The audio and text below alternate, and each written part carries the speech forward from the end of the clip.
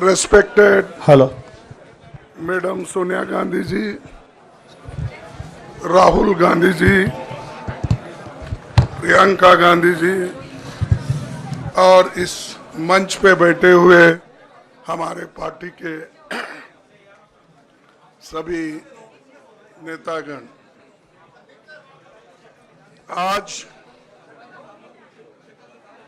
जो देश में चुनाव के रिजल्ट आए हैं, ये मैं तो पहले कहूंगा, ये जो रिजल्ट है जनता की रिजल्ट है और ये जनता की जीत है और लोकतंत्र की जीत है। हम पहले से यही कह रहे थे कि ये लड़ाई हमारी मोदी वर्सेस जनता है, लोग हैं। तो 18वीं लोकसभा के चुनाव में हम विनम्रता से जनमत को स्वीकार करते हैं। इस बार जनता ने किसी एक दल को पूर्ण बहुमत नहीं दिया, खासकर सत्ताधारी दल भाजपा ने एक व्यक्ति एक चेहरे के नाम पर वोट मांगा। अब ये स्पष्ट हो गया है कि ये मैंडेट मोदी जी के खिलाफ गया है। ये उनकी राजनीतिक और नैतिक हार है।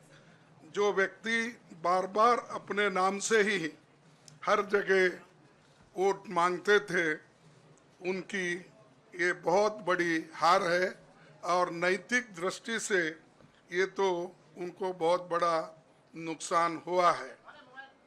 आप जानते हैं कि कांग्रेस पार्टी और हमारे इंडिया गठबंधन से बहुत प्रतिकूल माहौल में चुनाव लड़ा। सरकारी मशीनरी ने कदम कदम पर अवरोध डाला। बैंक खाते सीज करने से लेकर तमाम नेताओं के खिलाफ अभियान चलाया। फिर भी शुरू से आखिर तक कांग्रेस पार्टी का कैंपेन सकारात्मक था, पॉजिटिव था। हमने महंगाई, बेरोजगारी, किसानों और मजदूरों की बदहाली और संविधान संस्थाओं का दुरुपयोग जैसे विषयों को केंद्रीय मुद्दा बनाकर हम जनता के सामने गए थे। इन मुद्दों पर बड़ी संख्या में लोग हमसे जुड़े, हमारा समर्थन किया। प्रधानमंत्री ने जिस तरह का कैंपेन किया वो इतिहास में लंबे समय तक याद रखा जाएगा। कांग्रेस के घोषणा पत्र के बारे में मोदी जी ने जो झूठ फैलाया, जनता ने उसे समझ लिया।